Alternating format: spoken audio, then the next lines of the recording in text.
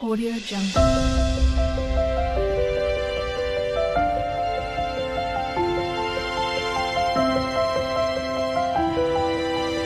Audio Jungle. క్రీస్తేసు అపోస్తలుడైన పౌలు ఎఫెసులోనున్న పరిశుద్ధులను క్రీస్తేసు నందు విశ్వాసులైన వారికి శుభమని చెప్పి రాయినది. మన తండ్రి అయిన దేవుని నుండి ప్రభు అయిన యేసుక్రీస్తు నుండి మీకు కృపయు సమాధానమును కలుగును గాక. ప్రభు యేసుక్రీస్తు నుండి చూడండి, దేవుని చిత్తం వల్ల క్రీస్తు అపోస్తుడైన పౌలు ఎవరు రాస్తున్నారో ముందుగానే చెప్తున్నాడు అక్కడ. అదైనా దేవుని చిత్తం వల్ల క్రీస్తు అపోస్తుడైన పౌలు ఎఫెసీలో ఉన్న పరిశుద్ధులను, అందుకని ఎఫెసీ పత్రిక రాశారు అన్నమాట. ఎఫెసీలో ఉన్న పరిశుద్ధులు, ఎఫెసీలో సువార్త ఎలా ప్రారంభించబడిందో మీకు నిన్న అపోస్తలు గారి 19వ అధ్యాయంలో వివరించాను. అర్థమైందా? ఎఫెసీ ప్రాంతంలో సువార్త ఎలా ప్రచారం చేయబడిందంటే పౌలు గారి యొక్క 3వ సువార్త ప్రయాణంలో ఆయన 2 సంవత్సరాలు అక్కడ ఉండి సువార్త ప్రచారం చేశారు. దానివల్ల ఎఫెసీలో అన్యులు యూదులు ఏమయ్యారు? రక్షించబడ్డారు. ఆ రక్షించబడినట్టు వారికి ఎలాగున సువార్త ఎలా జీవించాలో తిమోతి పత్రిక రాయబడింది. అర్థమైందా? అలాగే ఇక్కడ ఈ ఎఫెసీ పత్రిక, ఈ పత్రిక రాయడంలో ఉద్దేశం ఏంటంటే క్రీస్తునందు మీరు అందరూ కూడా సమానంగా ఐక్యతగా ఉండాలి, ఏకత్వంగా ఉండాలి, ఉండి దేవుని యొక్క బిడ్డలుగా సంపూర్ణులు అవ్వాలని చెప్పేసి ఈ పత్రిక రాయడం జరిగిందన్నమాట. మనము యేసు ప్రభులాగా సంపూర్ణం కాకపోతే మనం పరలోకానికి వెళ్ళడానికి అవకాశం ఉండదు. అర్థమైందా? అది ఒక బాప్తిసం పొందితే పరలోకం వెళ్ళిపోవడం కాదు. బాప్తిసం పొందడం వల్ల మన పాపాలు క్షమించబడ్డాయి, మనం దేవునికి బిడ్డలమయ్యాం. బాప్తిసం పొందడం వల్ల మనకి ఏమొచ్చింది? దేవునికి పిల్లలమయ్యాము. అది మనకు ఒక యోగ్యత అనుగ్రహించాడు దేవుడు. అంతే. మనం ఆ యోగ్యతను సద్వినియోగం చేసుకుని మనము ప్రాచీన జీవితాన్ని వదిలిపెట్టి నూతనమైన జీవితాన్ని సంపాదించుకోవడం ద్వారా మనం పరలోకానికి వెళ్తాము అనమాట. అర్థమైందా? అదే కీర్తన 15లో చెప్పారు, ఒకసారి చూడండి. అది మనకి ఎప్పుడు జ్ఞాపకం ఉండాలి. కీర్తన 15వ కీర్తనలో దేవుని దగ్గర నివసించాలంటే ఎలాంటి జీవితం ఉండాలో చెప్పాడు. అక్కడ చూడండి, కీర్తనలు 15. యెహోవా నీ గుడారంలో అతిథిగా ఉండదగిన వాడెవడు? నీ గుడారంలో అతిథిగా ఉండదగిన వాడెవడు? నీ పరిశుద్ధ పర్వతం మీద నివసింపదగిన వాడెవడు? నీ పరిశుద్ధ పర్వతం మీద నివసింపదగిన వాడెవడు? యథార్థమైన ప్రవర్తన కలిగి నీతిని అనుసరించుచు. చూసారా, ప్రవర్తన ఉండాలా వద్దా? మరి ప్రవర్తన లేకుండా ఎప్పుడో పెళ్లి పొందాడంటే ఆయన ప్రార్థన చేస్తాడు. ఈయన పెళ్లి పొందేసి ప్రార్థనకు రాడు.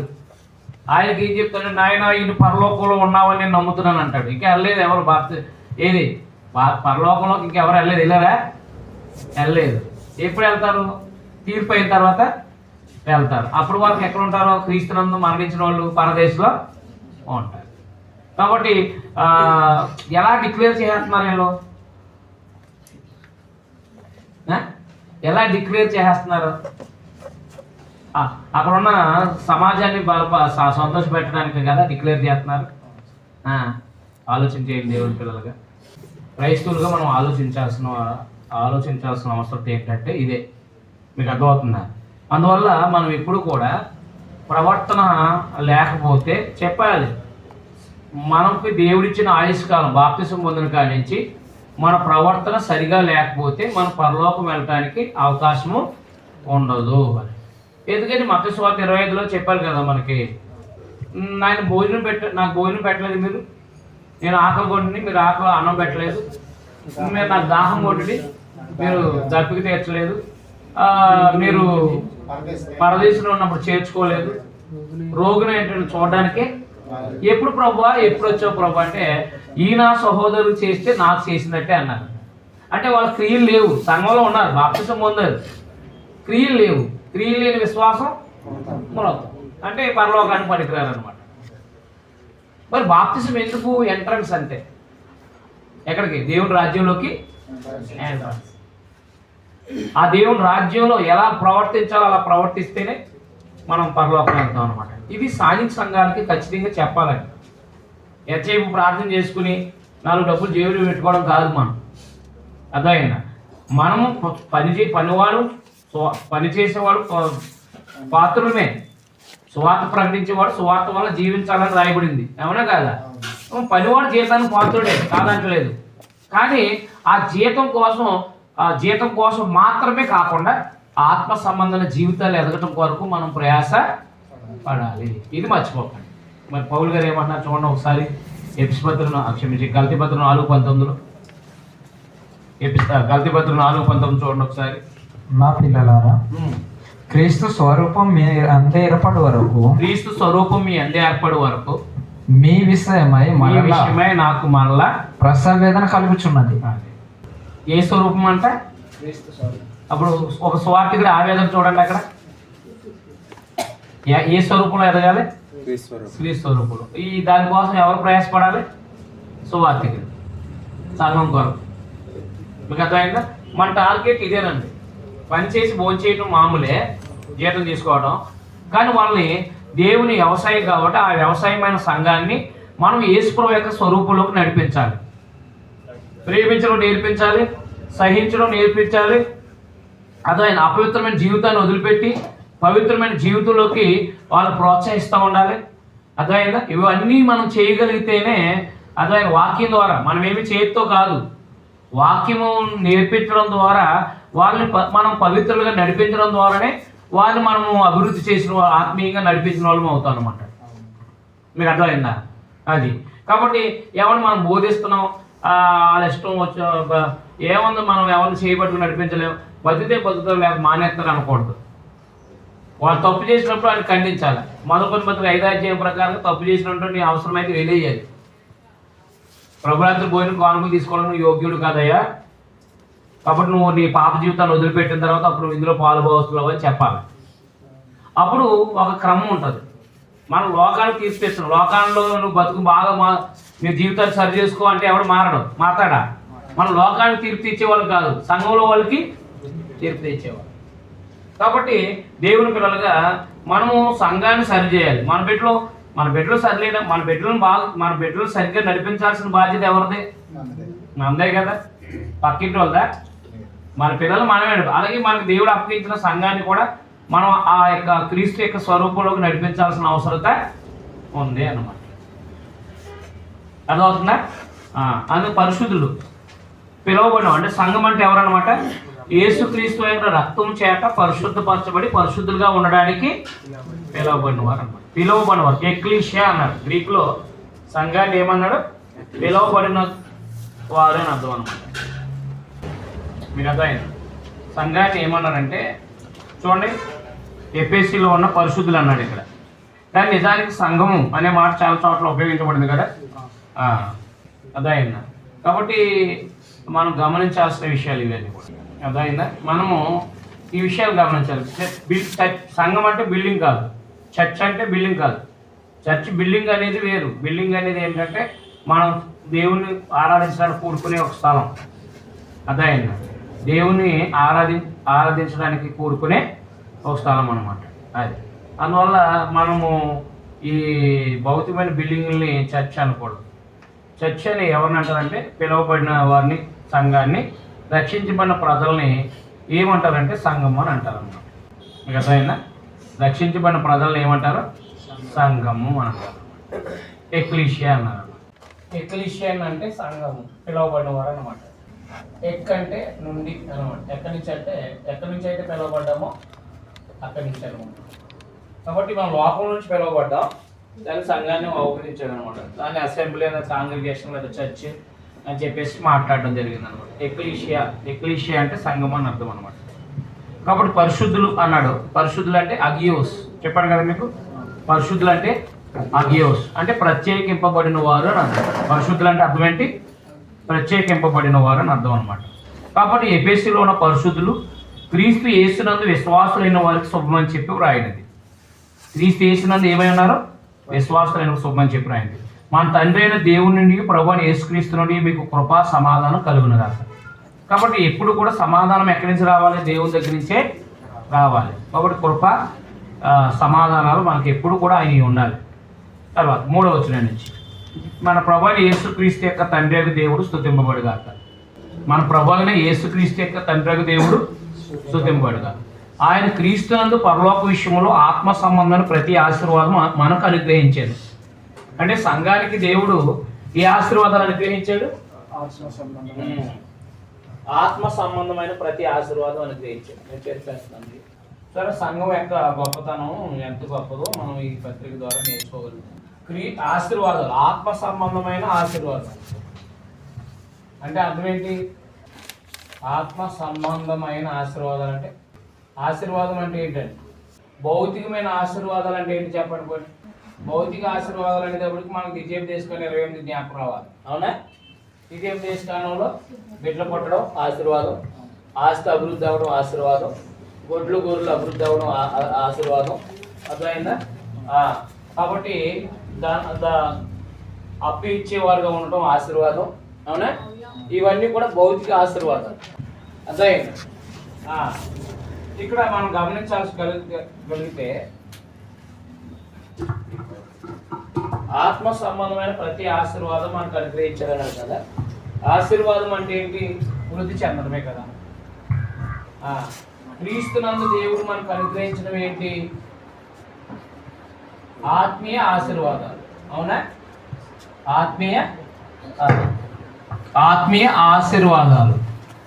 క్రీస్తునందు ఆత్మీయ ఆశీర్వాదాలు అనుగ్రహించాడు. మీకు అర్థమవుతుందా? క్రీస్తునందు ఆత్మీయ ఆశీర్వాదాలు అనుగ్రహించాడు.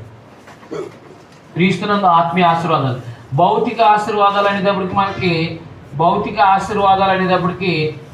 ఇశ్రాయేల్కి ఇచ్చిన దీవెనలో భౌతిక ఆశీర్వాదాలు ద్వితీయోపదేశకాండము 28వ అధ్యాయంలోకి వచ్చేటప్పటికి భౌతిక ఆశీర్వాదాలు ఉంటాయి. అక్కడ గొడ్లు గొర్రెలు అభివృద్ధి అవ్వడం అదనమాట. ఈ భౌతిక ఆశీర్వాదాలు అంటే భౌతికంగా వృద్ధి చెందడం. ఆత్మీయ ఆశీర్వాదాలు అంటే ఆత్మ వృద్ధి చెందడం. అంటే ఎలాగంటే ఆత్మ అదైందా, ఆత్మకి ఆశీర్వాదాలు అని అర్థం అనమాట. అంటే క్రైస్తవుడు అవుతే భౌతికమైన దీవులు వస్తాయా, ఆత్మీయ దీవులు వస్తాయా? క్రైస్తవుడు అయితే చెప్పాలి అలాగా. నువ్వు యేసుప్రభువుని నమ్ముకుంటే అప్పులు తీరుతాయి, యేసుప్రభువుని నమ్ముకుంటే అయిపోతాయి కాదు. యేసుప్రభువుని నమ్ముకుంటే నీ ఆత్మ పాపం నరకం నుంచి తప్పించబడుతుంది. అది ఆత్మ ఆశీర్వాదం. ఏనా? కాబట్టి ఆత్మీయ ఆశీర్వాదాలు గురించి మాట్లాడే ఎఫెసీ పత్రిక 1వ అధ్యాయంలో అదైనా ఆత్మీయ ఆశీర్వాదాలు అనుగ్రహించాడు. ఎవరికి? సంఘానికి. క్రీస్తు ద్వారా. ఆశీర్వాదాన్ని గ్రీకులు ఏమంటారంటే ఎయిలోగియోస్ అంటారు అన్నమాట. ఆత్మ సంబంధం ప్రతి ఆశీర్వాదాలను ఏమంటారంటే ఎయిలోగియా అంటారు అనమాట. ఎయిలోగియా అంటే అర్థం ఏంటంటే వృద్ధి చేయటం అనమాట. ఎయిలోగే సాస్ అంటే, ఎయిలోగే సాస్ అంటే ఆశీర్వాదం అనమాట. ఆశీర్వాదంలో అనమాట. ఆశీర్వాదం అంటే హెచ్చించబడ్డం అనమాట. ఆశీర్వాదాలు అంటే ఏంటి? హెచ్చించబడ్డం. ఏంటి హెచ్చించబడ్డం అంటే దేవుడు అంటే మన నరకపాత్రులైన మనల్ని దేవుడు మనల్ని పరలోక సంబంధులుగా చేశాడు. అది హెచ్చించడం అనమాట. అదైందా? పాపిని పరిశుద్ధులుగా చేశాడు. హెచ్చించాడా కాదా? అది హెచ్చించడం. కాబట్టి యేసుక్రీస్తునందు పరలోక సంబంధమైన ప్రతి ఆశీర్వాదాన్ని అంటే ఆత్మ సంబంధమైన ప్రతి ఆశీర్వాదాన్ని మనకు అనుగ్రహించాడని చూడండి. ఆత్మ సంబంధమైన ప్రతి ఆశీర్వాదాన్ని మనకి అనుగ్రహించాడండి. ఎట్లనగా ఎలా అనుగ్రహించాడు చూడండి. అక్కడ ఆత్మ సంబంధమైన ప్రతి ఆశీర్వాదాన్ని ఎలా అనుగ్రహించాడు? తన ప్రియుని యందు. ఏ ప్రియుడు? ఎవరైనా యేసుక్రీస్తు. ఎట్లనగా తన ప్రియుని యందు తాను ఉచితంగా మనకు అనుగ్రహించిన, అది ఆశీర్వాదాలు ఉచితమా ధనమా? ఉచితం. ఎట్లనగా తన ప్రియుని యందు తాను ఉచితంగా మనకు అనుగ్రహించిన తన కృపామహిమ కీర్తి కలిగినట్లు తన చిత్త ప్రకారమైన దయా సంకల్పం చొప్పున యేసుక్రీస్తు ద్వారా తన కుమారులుగా స్వీకరించుటకై మనల్ని ముందుగా తన కోసం నిర్ణయించుకుని మనము తన ఎదుట పరిశుద్ధులము నిర్దోషులమై ఉండాలని జగత్తు పునాది వేయబడుకుంటే ప్రేమ చేత క్రీస్తులో మనల్ని ఏర్పాటు చేశాడు. సంఘాన్ని, క్రైస్తవుల్ని దేవుడు మనుషులుగా అదైనా రక్షించబడిన ప్రతి ఒక్కరూ కూడా దేవుడు జగత్తుకు ముందే ప్లాన్ చేశాడంట. యేసుక్రీస్తు వారి ద్వారా స్వీకరించుకోవాలని. అదైనా పరిశుద్ధులు నిర్దోషులుగా ఉండాలని జగత్తుకు ముందే దేవుడు ప్రేమ చేత క్రీస్తులు ఏర్పరచుకున్నాడంట. క్రైస్తవులు అంటే ఎవరు? జగత్తుకు ముందే ప్లాన్లో దేవుని యొక్క ఆలోచనలో ఉన్నవాళ్ళనమాట. క్రైస్తవులు అంటే ఎవరు? జగత్తుకు ముందే దేవుని ఆలోచనలో ఉన్నవాళ్ళు. గొప్పలా కాదా? అందువలన మనము తన ఎదుటి పరిశుద్ధులు నిర్దోషులై ఉండాలి. అది ఎవరి ఎదుట? దేవుని ఎదుట. అది దేవుని ఎదుట మనం పరిశుద్ధులు నిర్దోషులై ఉండాలని జగత్తు పునాది వేయబడక మునిపే ప్రేమ చేత ఆయన క్రీస్తులో మనల్ని ఏర్పరచుకున్నాడు అన్నమాట. సంఘాన్ని దేవుడు ఎప్పుడు ఏర్పాటు చేసుకున్నాడంట? జగత్తు పునాది వేయబడక మునిపే. మర్చిపోకండి, ఆయన సంకల్పంలో మనం ఉన్నామన్నమాట. ఎందుకునంటే ఆయన కృపామహిమకు కీర్తి కలగడానికి. ఎందుకు ఏర్పాటు చేసుకున్నాడు ఆయన? కృపామహిమకు కీర్తి కలగడానికి. అదైనా ఆయన చూపించిన ఆ యొక్క కృపకి కీర్తి కలగాలని. అది మనం ఇప్పుడు ఆయన కృపామహిమ కీర్తి కలిగించేలాగా మనం ప్రవర్తిస్తున్నామో లేదో చూసుకోవాలి. మనం ప్రేమ చేత ఆయన క్రీస్తులో మనల్ని ఏర్పాటు చేసుకున్నాడు. అదే ఏర్పాట్లో ఏముంది? ప్రేమ ఉంది. ఏర్పాట్లో ఏముంది? ప్రేమ. అంతేకాదు స్వార్థం లేదు. అదే ఏర్పాట్లో ఏముంది? ప్రేమ ఉందన్నమాట. ఏర్పాట్లో ప్రేమ ఉంది, మర్చిపోకండి. అంటే అదే యోహాను సువార్త 3:16 మనందరూ తెలుసు కదా, దేవుడు లోకాన్ని ఎంతో ఏర్పాట్లో ప్రేమ ఉంది. మరి నాకు దేవుడు ఏం చేశాడు, దేవుడు ఏం చేయలేదు అంటూ ఉంటారు కదా. దేవుడు ఏం చేశాడంటే అసలు నీ కొరకు తన కుమారుడిని పంపించడమే ఆయన చూపించిన ప్రేమ. నీకు ప్రేమ చూపించాడు ఆయన. నీ ఆత్మ తరతరాలు నరకంలో ఉండకుండా అదైనా దేవునితో సదాకాలం తన కొరకు తన దగ్గర ఉంచడం కొరకు దేవుడు ఏం చేశాడంటే నిన్ను జగత్తుకు ముందే నిన్ను ఏర్పాటు చేసుకున్నాడు. నిన్ను ప్రేమ చేత ఏర్పాటు చేసుకున్నాడు. ఆయనకి ఏదో లబ్ధోత్తం కోసం మాత్రం ఏర్పాటు చేసుకోలేదు. అది తెలియాలని. అర్థమైందా? ఏదో భౌతికమైన లబ్ధి ఆయన ఏదో లబ్ధి కొరకు చేసుకోలేదు. ఆయన మనల క్షేమం కోసం ఆయన ప్రేమించాడు. అందుకే ప్రేమని గ్రీకులో అగాపే అన్నాడు. అర్థమైందా? ఇది అనకూడదండి. ఏమనకూడదంటే మన ఇద్దరు యవనస్తులు కలిసి దాన్ని ఇష్టపడిన దాన్ని ఏమనకూడదు? ప్రేమ అని అనకూడదు. ఎందుకని? అది మోహం. అదైంది. ప్రేమ అంటే ఏంటంటే అందులో స్వార్థం ఉండదు. ప్రేమ అంటే ఏముండదు, అందులో స్వార్థం ఉండదు అనమాట. అది కాబట్టి దేవుని ప్రేమని ఏమన్నారంటే గ్రీకులో అగాపే అన్నారనమాట. అగాపే అంటే ప్రేమ అని అర్థం. అదైంది. మోహానికి అది మనకి మత్తయి సువార్తలో చెప్పాడు. ఒకటి తన హృదయం అందు మోహించిన ఎలా అన్నాడు కదా, అప్పుడే తన హృదయంలో విచారం చేసిన వాడు అవుతాడు అన్నాడు. అర్థమైందా? కాబట్టి ఇది అది మోహించాడనాలి. అర్థమైందా? అది మోహించి పెళ్లి చేసుకున్నారనాలి. అంతేగాని ప్రేమించి పెళ్లి చేసుకున్నారని అనకూడదు. అర్థమైందా? అర్థం అవట్లేదా? ప్రేమించారని అనకూడదు. ఏమనాలి? వాళ్ళిద్దరూ మోహించుకుని పెళ్లి చేసుకున్నారన్నారు. మోహి వివాహాలు అన్నాడు. మోహి వివాహాలని మోహించుకుని వివాహాలు చేసుకున్నారన్నారు. అర్థమైందా? దాన్ని మన ఇండియా వాళ్ళకి ప్రేమ అంటే ఏంటో తెలియదు కదా. అదేదో ప్రేమ అంటే ఈ బాబు వాళ్ళ కోసం త్యాగం చేసేసారు, ఇద్దరు కలిసి చచ్చిపోయారు, అదిరా ప్రేమ అంటారు. చచ్చిపోతే ఏముంది ఇంకా? కాబట్టి మన సినిమాల్లో ప్రేమ అంటే ఏంటో సరిగ్గా వివరించలేదు వాళ్ళు. ఇద్దరు యవనస్తులు ఇష్టపడి తల్లిదండ్రులు కాదనుకుని వెళ్ళిపోవడమే అది ఒక పెద్ద త్యాగం. మళ్ళీ దానికి సహకరించే వాళ్ళు కొంతమంది, అవునా? కొంతమంది మళ్ళీ దాన్ని ప్రోత్సహించే వాళ్ళు మరి కొంతమంది. దాని కొరకు వీళ్ళు తన్నులు తింటడం, లేకపోతే దెబ్బలు తినడం, దాని కొరకు కొట్టించుకోవడం, జైల్లోకి వెళ్ళడం, దాన్ని పెద్ద త్యాగంగా భావించేస్తారు. వీళ్ళు తీరా ఒక 5-6 సంవత్సరాలు కాపురం ఉండి మళ్ళీ వెళ్ళిపోతారు. మీకు అర్థమైందా? మోహం పెళ్ళిళ్ళు అనేవి శాశ్వతం కాదు. అర్థమవుతుందా? కాబట్టి మీరు ఎప్పుడైనా సరే లవ్ మ్యారేజ్ అనకండి, మోహపు మ్యారేజ్ అనండి. అరేంజ్డ్ ఇద్దరు మ్యారేజ్ చేసుకునే వివాహం అది. ఏ మ్యారేజ్? అరేంజ్డ్ మ్యారేజా మోహపు మ్యారేజ్ అని అడగాలి. లవ్ మ్యారేజ్ అనకూడదు. అరేంజ్డ్ మ్యారేజా మోహపు మ్యారేజా? ఎందుకంటే దేవుని ప్రేమ పదము నిర్వీర్యమైపోతుంది. అలాంటి పదాలు వాడినప్పుడు వాళ్ళకి దేవుని ప్రేమ యొక్క పదం ఏమైపోద్ది? నిర్వీర్యం అయిపోతుంది. దాని భావం మనం సరిగ్గా చెప్పలేని వాళ్ళు అవుతున్నాం. అర్థమవుతుందా? అది అందువలన గుర్తుపెట్టుకోండి పదజాలాలు. బైబిల్ బాగా నేర్చుకుంటే మనకు అవన్నీ అర్థమవుతాయి. దేవుడు ప్రేమ చేత మనల్ని ఏర్పాటు చేసుకున్నాడండి. అంటే మనం రక్షించడంలో ఏముంది? ఆయనకి ప్రేమ ఉంది. అది ప్రేమ ఉంది కాబట్టి తన కుమారుడు కోల్పోయాడు. అవునా? అది నష్టపోయి సహాయం చేయటం అనేది ప్రేమ. చూడండి కింద, జగత్తు పునాది వేయబడిన కొనిపే మనల్ని క్రీస్తుడు ఏర్పాటు చేసుకున్నాడు. దేవుని కృప మహదైశ్వర్యాన్ని బట్టి, దేవుని కృప మహదైశ్వర్యాన్ని బట్టి ఆ ప్రియుని యందు ఆయన రక్తం వల్ల మనకు పాప విమోచనము అనగా మన అపరాధాల క్షమాపణ కలిగి ఉన్నది అన్నమాట. ఎవరికి? అది మనకి.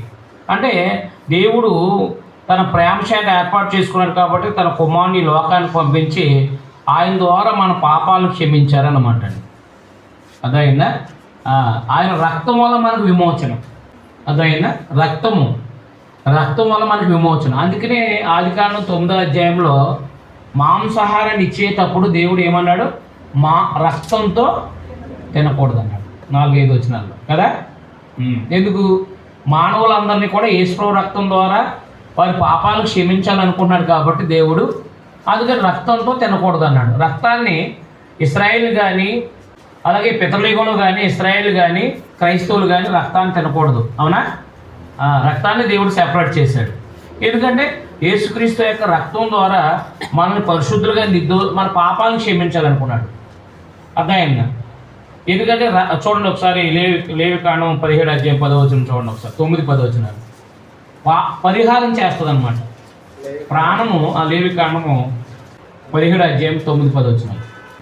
మరేను వారిలో ఇట్లాను ఇశ్రాయేలు కుటుంబంలో గాని మీలో నివసించే పరదేశులు గాని ఒకడు దహన బలినైనను వేరొక ఏ బలినైనను యెహోవాకు అర్పింపని ఉద్దేశం గలవాడు ఎవరైనా బలి అర్పించాలని ఉద్దేశిస్తే గనక ప్రత్యక్షపు గుడారం యొక్క ద్వారం మొదలు అది ప్రత్యక్ష గుడారం దగ్గరికి తీసుకెళ్ళాలి.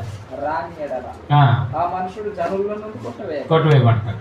మరియు ఇశ్రాయేలు కుటుంబంలోనేమి మీలో నివసించు పరదేశులోనేమి ఒకడు దేని రక్తమును రక్తాన్ని తిన్నా రక్తమును తినవానికి నేను విముఖుడున్నాయి. అది రక్తాన్ని తినేవాడికి నేను విముఖుడున్నాయి, వాడిని ప్రజల్లోంచి కొట్టేస్తాను. రక్తము దేహమునకు ప్రాణం. అది రక్తము దేహానికి ప్రాణమైంది. అది జాగ్రత్త పెట్టుకున్న మాట. మీ నిమిత్తము ప్రాయశ్చిత్తము అంటే పరిహారము. ప్రాయశ్చిత్తం అంటే ఏంటి? పరిహారము. గుర్తుపెట్టుకోండి. మీ నిమిత్తం ప్రాయశ్చిత్తం అంటే పరిహారం చేయటానికి, పాపం యొక్క పరిహారం చేయటానికి, పాపాన్ని పరిహరించడానికి దేవుడు రక్తాన్ని ఏర్పాటు చేస్తాడు. అందుకనే యేసుక్రీస్తు వారి యొక్క రక్తము ద్వారా మనల్ని పరిశుద్ధులుగా చేశాడనమాట. మనల్ని మన పాపాన్ని పరిహరించాడు. 8వ అధ్యాయంలో రోమపత్రికలో పాపాన్ని నుంచి విడుదల చేయడానికి పాప పరిహార నిమిత్తం తన కుమారుని పాప శరీరాకారంతో పంపి పాపానికి ఏం చేశాడు? పరిహారాన్ని కలిగించాడు. రోమపత్రిక 5వ అధ్యాయం 9-10 వచనాల ప్రకారంగా కూడా అదైందా ఆయన రక్తం వల్ల మనం దేవునితో సమాధానపరచబడ్డాం. చూసారా? యేసు రక్తము మనల్ని దోషులైన మనల్ని నిర్దోషులుగా చేసిందండి. మీకు అర్థమైందా? దోషులైన మనల్ని యేసు రక్తం ఏం చేసింది? నిర్దోషులుగా చేసిందండి. అది గమనించండి. ఆయన రక్తం వల్ల మనకు విమోచనం అనగా మన అపరాధములకు క్షమాపణ మనకు కలిగి ఉంది.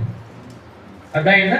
అంటే మానవ యొక్క పాపాన్ని పరిహరించడానికి దేవుడు యేసు రక్తం ద్వారా మానవుల యొక్క పాపాన్ని పరిహరించడానికి దేవుడు ఏర్పాటు చేసుకున్నాడు. అది మన కోసం ప్రాణం పెట్టారు ప్రభువారు. అందుకే ప్రభువారు చెప్పారు కదా, ఏది మత్తయి సువార్త 20-28 వచనంలో, మనుష్య కుమారుడు పరిచారం చేయించుకోవడానికి రాలేదు, అనేకులకు పరిచారం చేయుటకును అనేకులకు తన ప్రాణాన్ని క్రయధనంగా ఇచ్చడానికి వచ్చాడన్నమాట. అర్థమైందా?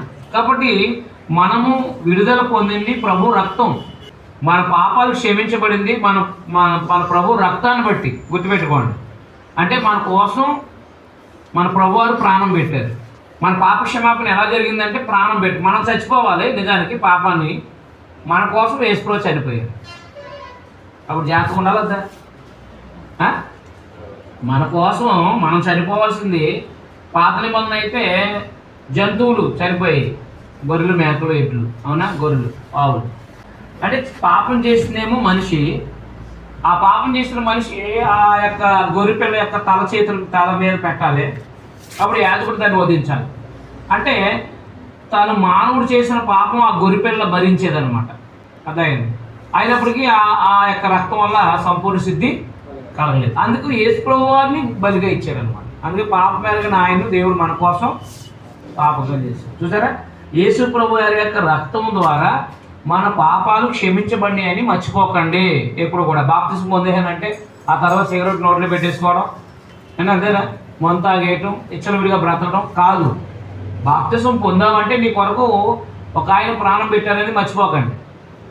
నువ్వు బాప్తిసం పొంది రక్షించబడ్డావంటే నీ కొరకు ఒక ఆయన ఏం చేశారు, ప్రాణం పెట్టారు. ప్రాణం పెట్టిన ఆయన జ్ఞాపకం తెచ్చుకుంటూ ఉండాలి. పాపం చేయటానికి తెగించే ముందు మన కోసం ప్రభు ఏం చేశారు, ప్రాణం పెట్టారు అనేది మర్చిపోకండి.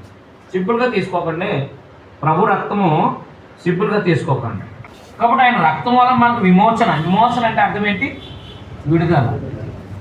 ఐగుప్తు దేశంలోంచి ఇశ్రాయేలు విడుదల పొందారా అంటే ఆ దేశం నుంచి, ఆ దేశ అధికారం నుంచి ఏమయ్యారు, విడిపించబడ్డారు. ఇప్పుడు మనం కూడా మన పాపం నుంచి, మన ప్రాచీన జీవితం నుంచి మనం ఏం చేయబడ్డాం, విడిపించబడ్డాం. విమోచన అంటే విడుదల. విమోచన అంటే ఏంటి, విడుదల అనమాట. మనం ఒకనాడు బ్రిటిష్ ప్రభుత్వం ద్వారా విడుదల పొందాం, విమోచించబడ్డాం. అవునా? అలాగే యేసు ప్రభు అయిన యొక్క రక్తాన్ని బట్టి మనం చేసిన పాపాల నుంచి విడుదల పొందాం. మర్చిపోకుండా విషయాన్ని. దేవుడు మన కోసం ఏం చేశాడంటే తన కుమారుని బలిగా సమర్పించారు. ఆ బలిగా సమర్పించడం బట్టి మనం ఈరోజు పాపం నుంచి ఏం చేయబడ్డాం, విడుదల పొందాం. అంటే పరిశుద్ధులం అయ్యాము అనమాట. చూడండి, అక్కడ రక్తం వల్ల మనకు విమోచనం అనగా మన అపరాధాలకు క్షమాపణ. క్షమాపణ అంటే విమోచన అనగా మన అపరాధాలకు క్షమాపణ. అంటే విమోచన అన్న విడుదలే. క్షమాపణ అంటే ఇక మన పాపాలు క్షమించేశాడనమాట. అంటే మనం చేసిన పాపానికి శిక్ష లేకుండా మనం విడుదల చేశాడనమాట. క్షమాపణ మనకు కలిగి ఉన్నది. క్రైస్తవులకి ఏం కలిగి ఉంది, యేసు ప్రభు రక్తం ద్వారా అదైంది క్షమాపణ. మన అపరాధాలకు, మనం చేసిన అపరాధాలకు క్షమాపణ కలిగింది. కాలం సంపూర్ణమైనప్పుడు జరగవలసిన ఏర్పాటును బట్టి ఆయన తన దయా సంకల్పం చెప్పున తన చిత్తాన్ని కూర్చున్న మర్మాన్ని మనకు తెలియజేసి, ఏది తన చిత్తాన్ని కూర్చున్న మర్మం అంటే ఇది సువార్త. మనము సంపూర్ణమైన జ్ఞాన వివేచన కలుగుటకు ఆ కృపను మన ఎడల విస్తరింపజేశాడు. క్రైస్తవులు అందరి పట్ల దేవుడు ఏమి అనుగ్రహించాడంట, కృపను విస్తరింపజేశాడంట. ఈ సంకల్పాన్ని బట్టి, ఏది యేసుక్రీస్తు వారి ద్వారా మానవులు రక్షించాలనే ఆ సంకల్పాన్ని బట్టి ఆయన పరలోకంలో ఉన్నవే కానీ భూమి మీద ఉన్నవే కానీ సమస్తమును క్రీస్తునందు ఏకంగా సమకూర్చవాలని తనలో తాను ఇప్పుడు జగత్తు పునాది వేయబడుకుంటే యేసుక్రీస్తు వారి ద్వారా భూలోకాన్ని పరలోకాన్ని ఏకం చేయాలనుకున్నాడంట. చూడ కొలసి పత్రిక మొదటి అధ్యాయము 19 నుంచి చూడండి.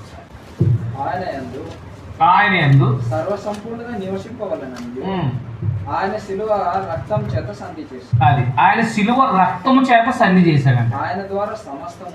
ఆయన ద్వారా సమస్తమును అవి భూలోకమందునైనను పరలోకమందునైనను వాటన్నిటిని ఆయన ద్వారా తనతో సమాధానం, అది యేసు ప్రభు వారి ద్వారా దేవుడు తనతో సమాధానం పరుచుకున్నాడండి. భూలోకంలో ఉన్న మనుషుల్ని పరలోకంలో ఉన్న దేవుడు ఏం చేశాడు, యేసు ప్రభు రక్తం ద్వారా సమాధానం పరుచుకున్నాడు. భూలోకంలో ఉన్న మానవులకి పరలోకంలో దేవుడికి ఎలా సమాధానం ఏర్పడిందండి, అదే భూలోకంలో ఉన్న మానవులకి పరలోకంలో దేవుడికి ఎలా సమాధానం ఏర్పడిందండి, యేసు ప్రభు ద్వారా, యేసు ప్రభు రక్తం ద్వారా. ఎవరి ద్వారా, యేసు ప్రభు రక్తం ద్వారా సమాధానం ఏర్పడింది. ఇది దేవుడు జగత్తుకు ముందే నిర్ణయించాడంట. మానవులు అందరూ పాపం చేస్తారని తెలుసు ఆయనకి, తెలుసా తెలీదా, తెలుసు. కాబట్టి యేసు ప్రభు వారిని ద్వారా సమాధానం పరచుకోవాలనుకున్నాడంట. దేవుడు తనలో తాను నిర్ణయించుకున్నాడంట. దేవుడు తనలో తాను నిర్ణయించుకున్నాడంట. ఆ నిర్ణయించుకున్న దాన్ని బట్టి దేవుడు తగిన సమయంలో యేసుప్రభుని పంపించి మానవ జాతి పాప పరిహారం నిమిత్తం ఆయన శిలువకు అప్పగించాడు. ఈ సంకల్పాన్ని బట్టి ఆయన పరలోకంలో ఉన్నవి కానీ భూమి మీద ఉన్నవి కానీ సమస్తమును క్రీస్తునందు ఏకంగా సమకూర్చాలని తనలో తాను నిర్ణయించుకున్నాడు. మరియు క్రీస్తునందు ముందుగా నిరీక్షించిన మనము తన మహిమకు కీర్తి కలగజేయాలని, చూడండి అక్కడ, తన మహిమకు, తన యొక్క గొప్పతనానికి మనం కీర్తి కలగజేయాలని దేవుడు తన చిత్త ప్రకారమైన సంకల్పాన్ని బట్టి మనం ముందుగా నిర్ణయించి ఆయన స్వాస్థ్యముగా ఏర్పరిచాడు. ఆయన తన చిత్తానుసారంగా చేసిన నిర్ణయం చెప్పున సమస్త కార్యాలని జరిగిస్తున్నాడు. సమస్తము తన చిత్తానుసారం చేసిన నిర్ణయం చెప్పిన సమస్త కార్యాలను జరిగిస్తున్నాడు. కాబట్టి 13వ వచనం, మీరు సత్యవాక్యమును అనగా మీ రక్షణ సువార్తను విని, అంటే బాప్తిసం పొంది సువార్త విని క్రీస్తునందు విశ్వాసం ఉంచి వాగ్దానం చేయబడిన ఆత్మ చేత ముద్రించబడ్డారు. అర్థమైందా? మనకి పరిశుద్ధాత్మను వాగ్దానంగా ఇచ్చాడనమాట. పరిశుద్ధాత్మ వరాన్ని ఏం చేశాడు దేవుడు మనకి అంటే. ఇప్పుడు మనము లోకంలో బ్రాండెడ్ కంపెనీస్ కొంటాం కదా, దేన్ని బట్టి కొంటాం? కంపెనీ యొక్క గుర్తుని బట్టి కొంటాం, అవునా కాదా? అలాగే మనం దేవుని పిల్లలు అని చెప్పడానికి దేవుడు ఏం చేశాడనమాట, పరిశుద్ధాత్మ వరంతో మనల్ని ఏం చేశాడు? ముద్రించాడు. అది ఒక ఆశీర్వాదమే మనం. అదేందా? ఇప్పుడు లోకంలో వాళ్ళని చూసినా మనల్ని చూసినా అందరూ ఒకేలా ఉంటాం, అవునా కాదా? మనకి భౌతిక సంబంధంగా నిలువు బొట్లు అడ్డబొట్లు ఏమైనా ఉన్నాయా? లేవు. ఒక్కొక్కవేళ వేసుకున్నా చెరిగిపోతాయి, నేను అవునా కాదా? నిలువు బొట్లకి అడ్డబొట్లకి పడదంట, తెలుసలేదు మీరు? వాళ్ళకేదో గొడవలు చంపేసుకునేవారంటున్నారు. అంటే ఈ లోకంలో మతాలకి ఒక మతానికి ఏమవదు, పడదు. కానీ క్రైస్తవ్యం మతం కాదు, ఏంటి? మార్గం. కాబట్టి క్రైస్తవం ఏంటండి? మార్గం. మర్చిపోకండి విషయాన్ని. క్రైస్తవం యొక్క మార్గం. ఈ మార్గంలో మనం క్రైస్తవులం అని దేవుడికి ఎలా తెలుసు అంటే, మనం తన పిల్లలమని ఎలా తెలుసు అంటే, దేవుడు మనకు ఒక ముద్ర వేశాడు అన్నమాట. కయ్యని చంపకోకుండా ఒక ముద్ర వేసాడంట. అలాగా మనకు ఆత్మ సంబంధంగా పరిశుద్ధాత్మ చేత మనం ఏం చేశాడు? ముద్రించాడు అన్నమాట. ఆయన పిల్లలు ఎవరో, ఆయన పిల్లలు కాని వాళ్ళు ఎవరో ఆయన తెలుసా తెలీదా? ముద్ర చేత మనం ఎలాగైతే డివైడ్ చేస్తామో దేవుడు కూడా అంతే అన్నమాట. ఒకే బస్సులో పరిశుద్ధాత్మ వరం చేత ముద్రించబడిన వాళ్ళు ఉన్నారు, పరిశుద్ధాత్మ చేత ముద్రించబడిన వాళ్ళు ఉన్నారు. అది ఆయన తన పిల్లలు ఎవరో తాను ఎరుగుడు కాబట్టి తన పిల్లలు తాను రక్షిస్తాడు ఆయన. అది మర్చిపోకండి. అందువల్ల మనము పరిశుద్ధాత్మ చేత వరం చేత ముద్రించబడిన వాళ్ళు మర్చిపోకండి. దేవుడు మనల్ని తన కుమారుగా స్వీకరించుకున్నాడు. దేవుడు తన కుమారు యొక్క రక్తం ద్వారా మనల్ని తన పాపాలను మన పాపాలని ఆయన క్షమించారు. అలాగే మనల్ని అర్థమైన పరిశుద్ధ ఆత్మ చేత ముద్రించారు. ఈ మూడు విషయాలు అర్థమైనవి మీకు? దేవుడు మనల్ని ముందు జగత్తుకు ముందు ఏర్పాటు చేసుకున్నారు. ఆయన తన కుమారుగా మనం స్వీకరించుకున్నారు. కుమారులు అంటే వారసులే కాదా? కుమారులు అంటే ఎవరు? వారసులు. దేవుడు ఎక్కడ ఉంటాడో అక్కడ వారసత్వాన్ని కలిగి ఉంటారు. కాబట్టి దేవుడు క్రీస్తునందు దేవుడు తన కుమారుగా స్వీకరించాడు, మన పాపాలను క్షమించారు, మనల్ని తన ఆత్మ చేత ముద్రించారు. చూసారా? ఈ మూడు విషయాలు మర్చిపోకుండా మొదటి అధ్యాయంలో దేవుడు ఏం చేశాడు నీకంటే ఇదే. ఆయన ప్రేమించాడు మిమ్మల్ని, తన కుమారుని ద్వారా మీ గతంలో ఉన్న పాపాలన్నీ క్షమించారు. నువ్వు దేనికి ఏం చేయగలదు? ఏమి ఎలా ఇవ్వగలదు?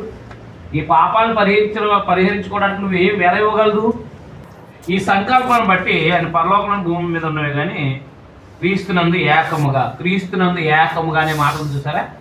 క్రీస్తునందు ఏకము, అవి మర్చిపోకండి. దేవుని మహిమకు కీర్తి కలుగుటగా ఆయన సంపాదించుకున్న ప్రజలకు విమోచన కలుగు నిమిత్తము ఈ ఆత్మ మన స్వాస్థ్యానికి సంచుగలుగా ఉన్నాడు, ముద్రగా ఉన్నాడు. మన పరిశుద్ధాత్మని అంటే మన ఆత్మను కలిగి ఉన్నప్పుడు మన పరిశుద్ధాత్మను కలిగి ఉన్నామనంటే మీకు అర్థమైందా? పరిశుద్ధాత్మను మనం కలిగి ఉన్నామంటే అర్థం ఏంటి? స్వాస్థ్యానికి వారసులమని. అర్థమైందా? మన ఆత్మ క్షమించి పరిశుద్ధాత్ముడు మన స్వాస్థ్యమునకు సంచుకరువుగా ఉన్నాడు. సంచుకరువు అంటే ముద్రగా ఉన్నాడు. సంచుకరువు అంటే ఏంటి? ముద్ర అని అర్థం. సంచుకరువు అంటే ముద్ర అని రాసుకోండి. చూడండి 15వ వచనం నుంచి 23వ వచనం వరకు వీళ్ళు దేవుడు పిలిచిన పిలుపుని గ్రహించాలని పౌలు గారు ప్రార్థన చేస్తున్నారు. అర్థమైందా? ఇప్పుడు దేవుడు జగత్తు ముందే క్రీస్తునందు ఆయన సంకల్పించిన సంకల్పాన్ని, అర్థమైందా, క్రైస్తవుల్ని విడిపించడానికి, పాపాన్ని నుంచి విడుదల చేయడానికి ప్రభు రక్తాన్ని, అర్థమైందా, పరిశుద్ధాత్మ చేత ముద్రించబడిన దాన్ని ఆయన ఒక మాటలో చెప్పాలంటే దేవుడు క్రీస్తునందు మనల్ని ఎలా ఆశీర్వదించాడో చెప్పాడు. దేవుడు క్రీస్తునందు మనల్ని ఎలా ఆశీర్వదించాడో తెలియపరిచాడు. ఇక్కడ 15వ వచనంలో తర్జుమా ప్రాబ్లం ఉంది. అది ఆల్రెడీ వాళ్ళు తయారు చేశారు, మనం కూడా ఆలోచిద్దాం. ఈ హేతువు చేత, ఏ హేతువు చేత? పరిశుద్ధాత్మ ద్వారా మనల్ని స్వాస్థ్యానికి సంచుకోరుగా పెట్టాడు కాబట్టి ఈ హేతువు చేత ప్రభువుని యేసునందరి మీ విశ్వాసాన్ని గూర్చి పరిశుద్ధులందరూ ఎలా మీరు చూపుతున్న ప్రేమను గూర్చి నేను విన్నప్పుడున్నాను. విశ్వాసం కాదు, అక్కడ ప్రేమ అని రాసుకోవాలి. అర్థమైనా? ఫుట్నోట్లో వేసారు చూడండి కింద. ప్రభు మీద విశ్వాసం ఉండాలి, సహోదరుల మీద ప్రేమ ఉండాలి. అదైనా ప్రభు మీదేమో విశ్వాసం ఉండాలి. ప్రభు ఉన్నాడు, మళ్ళీ వస్తాడని తీసుకెళ్తానికి. పరిశుద్ధుల మీదేమో ప్రేమ ఉండాలి. పరిశుద్ధులు అంటే ఎవరు? తోటి సహోదరులు. పరిశుద్ధులు అంటే ఎవరండి? తోటి సహోదరులు. కాబట్టి ఈ హేతు చేత ప్రభువుని యేసునందలి మీ విశ్వాసాన్ని గూర్చి, పరిశుద్ధులు అందరిలో మీరు చూపుతున్న ప్రేమను గూర్చి నేను విన్నప్పటి నుండి అదైనా మీ విషయమై మానక దేవునికి కృతజ్ఞతాస్తుతులు చెల్లిస్తున్నాను. ఇది ఎఫెసీ సంఘం నిమిత్తం దేవునికి కృతజ్ఞతలు చెల్లిస్తున్నానండి అపోస్తలుడైన పౌలు గారు. వాళ్ళు ఉన్న విశ్వాసము, ప్రేమ. ప్రకటన గ్రంథం రాసేటప్పటికి ఈ ప్రేమ తగ్గిందంటారు. ఇది ఎఫెసీ పత్రిక ప్రకటన గ్రంథం 2వ అధ్యాయంలో మీరు మొదటున్న ప్రేమను వదిలారన్న ఎఫెసీ సంఘానికి చెప్పారు కదా. అది 2వ అధ్యాయంలో 6వ వచనం అనుకోండి. ఎఫెసీ సంఘపు దూతకి ఎలాగో రాయమన్నాడా? మీ మీద ఒక తప్పుది ఆపాల్సి వచ్చింది. 3వ వచనమా? సహనం కలిగి నా నామం నిమిత్తం భారం భరించు లేదని నేను ఎరుగుతున్నా. అంటే సహనం కలిగి నా సంఘము భారం భరించింది అంటాడు. ఆయనను మొదట నీకుండిన ప్రేమను ఇది ఎవరు అంటారు తెలుసా? భార్య భర్తల మధ్యనే అంటారు. నువ్వు మొన్నలాగా నన్ను ఇప్పుడు ప్రేమించట్లేదు, నువ్వు నన్ను అంటాను. పెళ్ళైన కొత్తలో బాగా చూసుకుని ప్రేమించేదాను. నీ ప్రేమ ఏమైపోయింది ఇప్పుడు? తగ్గిపోయిందంట. పెరగాల తగ్గాల? సహోదరుల మీద ప్రేమ పెరగాల తగ్గాల? పెరగాలి. ఎప్పుడు కూడా గుర్తుపెట్టుకో. సహోదరులు మనం ప్రేమిస్తూనే ఉండాలి. ప్రేమించడం అంటే వాళ్ళ అవసరతలు, ఇబ్బందుల్లో ఆదుకోవడం. నేను అర్థమైందా? మర్చిపోకండి. మీకు అర్థం కాకపోతే, ఎవరికైనా అర్థం కాకపోతే నన్ను ప్రశ్నించండి. ఆఫ్ చేయండి, చెయ్యొద్దండి, ఆగుతాను నేను. ఓకే, లేకపోతే ఎక్స్ప్రెస్లోకి వెళ్ళిపోతాను. చూడండి, అక్కడ 17వ వచనాన్ని జాగ్రత్తగా గమనించండి. ఇక్కడ కొంచెం జాగ్రత్తగా అర్థం చేసుకోవడానికి ప్రయత్నం చేయాలి. ఈ తెలుగులో 17, 19 వచనాలు వేసి సెపరేట్గా లాగేశాడు వివరంగా, సింపుల్గా.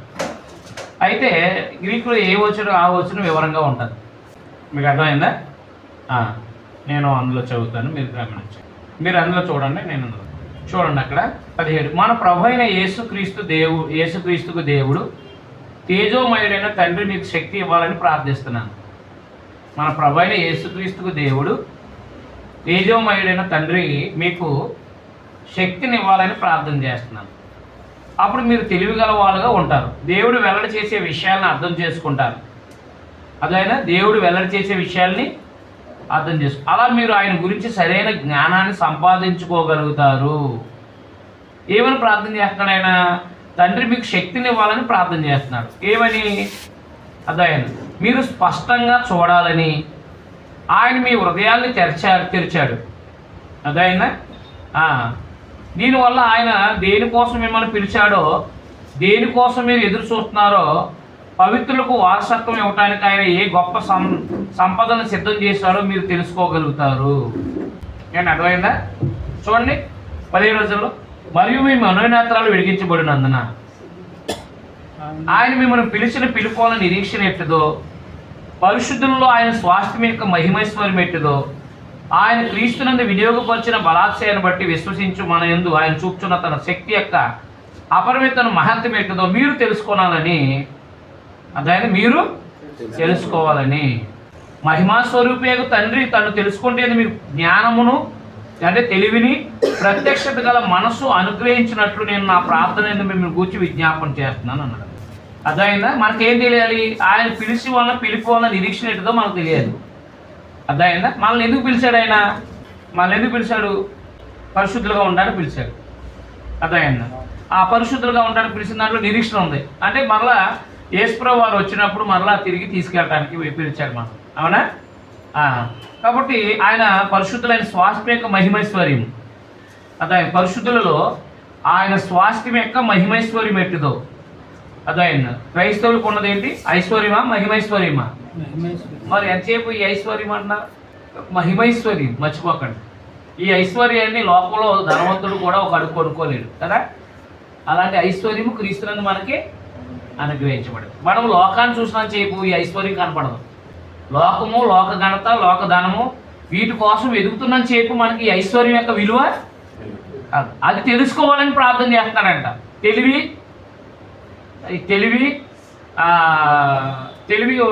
ప్రత్యక్షంగా మనసు అనుగ్రహించినట్లు నేను ప్రార్థన చేస్తున్నాను అన్నాడు ఆయన. కాబట్టి దేవుడు క్రీస్తునందు వినియోగపరిచిన బలం ఏంటో తెలుసా అండి? మృతుల్లోంచి లేపడం. దేవుడు క్రీస్తునందు వినియోగించిన బలం ఏంటండి? మృతుల్లోంచి లేపడం. అది ఎవరి వల్ల అవుతుందా? లోకంలో ఎవరి వల్ల అయినా మృతుల్లోంచి తిరిగి లేపగలదురా? దేవుడు వినియోగించిన బలం అది. రేపొద్దున మనం కూడా అదే బలంతో లేపబడతాం యేసుక్రీస్తునందు.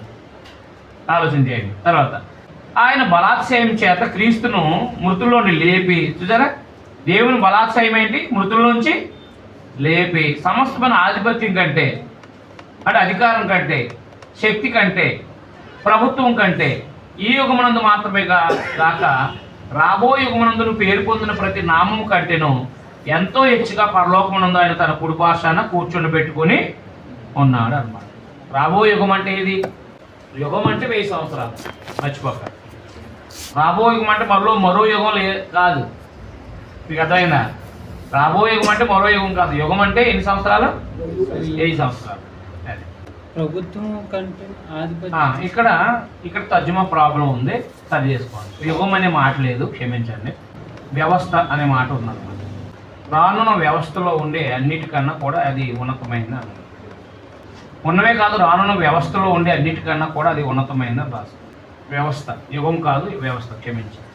ఉన్నవే కాదు, ప్రస్తుతమే కాదు, రాబోయే వ్యవస్థలో ఉండే అన్నిటికన్నా అది ఉన్నతమైనది. అంటే ఏ వ్యవస్థ వచ్చినా భూమి మీద, అర్థమైందా, భూమి మీద ఏ వ్యవస్థ వచ్చినా ఆ వ్యవస్థ కంటే గొప్పదే. ఇప్పుడు చూడండి, ఒకనాడు ఇంత మెడికల్ కాలేజీలు ఉన్నాయా? లేవు. నేను అవునా కాదా? యూనివర్సిటీలు ఉన్నాయా?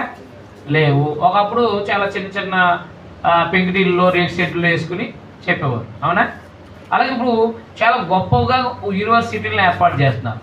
ఎలాంటి యూనివర్సిటీ వచ్చినా, ఎలాంటి గొప్ప సంస్థ వచ్చినా ఆ సంస్థ కంటే గొప్పది ఎవరు? ప్రభు అయిన యేసుక్రీస్తు వారి సంస్థ. చూడండి, అక్కడ ఈ ప్రస్తుత వ్యవస్థ కన్నా రాబోయే వ్యవస్థగా నదును పేరు పొందిన ప్రతి నామం కంటే ఎంత హెచ్చుగా పరలోకం ఉందని తన కుడిపార్శ్వాన కూర్చొని పెట్టుకున్నాడు. మరియు సమస్తమైన పాదాల కింద నుంచి సమస్తమైన సంఘానికి శిరస్సుగా నియమించాడు. ఆ సంఘం ఆయన శరీరము సమస్తమును పూర్తిగా నింపుచున్న వారి సంపూర్ణతే ఉన్నది. సంఘానికి శిరస్సు ఎవరు? యేసుక్రీస్తు. అంటే అర్థం ఏంటి? సంఘానికి నాయకుడు ఎవరు? యేసుక్రీస్తు. అంటే ఇప్పుడు సంఘం ఎలా నడిపించబడాలి? యేసుక్రీస్తు వారి యొక్క బోధ చేత నడిపించబడాలి అన్నమాట. అంటే దేవుని వ్యవస్థ అయిన సంఘానికి యేసు ప్రభువాన్ని నాయకుడిగా శిరస్సుగా నియమించాడు అన్నమాట. అదైన సంఘము శరీరము, అదైన శిరస్సు ఏమో యేసు ప్రభువారు. అదైనా ఇప్పుడు సంఘాలు ఎలా నడిపించబడాలి? క్రీస్తు యొక్క నాయకత్వం, అంటే క్రీస్తు యొక్క ఆజ్ఞల ప్రకారంగా నడిపించాలి. మన సొంత ఉద్దేశాల చేత నడిపించకూడదు. అదైనా సంఘానికి దేవుడు ఎంత హెచ్చించాడు చూడండి. సంఘానికి యేసుక్రీస్తు అని శిరస్సుగా నియమించాడు అనమాట. సంఘాన్ని యేసుక్రీస్తు అని శిరస్సుగా నియమించాడు. అంటే ఇప్పుడు బాప్తిసం పొందింది, ఇప్పుడు పాప క్షమాపణ ఎలా కలిగింది? యేసు ప్రభు ద్వారానే కదా. కాబట్టి సంఘానికి నాయకుడు ఎవరై ఉండాలి? యేసు ప్రభు వారై ఉండాలి. మర్చిపోకండి. దేవుడు ఎట్టినప్పుడు మనం పెట్టాలి. దేవుడే పెట్టాడంట. సంఘాన్ని శిరస్సుగా నియమించింది ఎవరండి? దేవుడు, మానవులు కాదు. అర్థమైందా? దేవుడు పెట్టాడండి, మానవులు కాదండి. దేవుడు పెట్టాడండి, మానవులు కాదు. మర్చిపోకండి. అర్థమైందా? కాబట్టి మొదటి అధ్యాయంలో 3 విషయాలు రాసుకోండి మీరు. నేను చెప్తాను, రాసుకోండి. లోక స్థాపనకు ముందే ఎంచుకున్నాడు. క్రైస్తవుల్ని దేవుడు లోక స్థాపనకు ముందే ఎంచుకున్నాడు.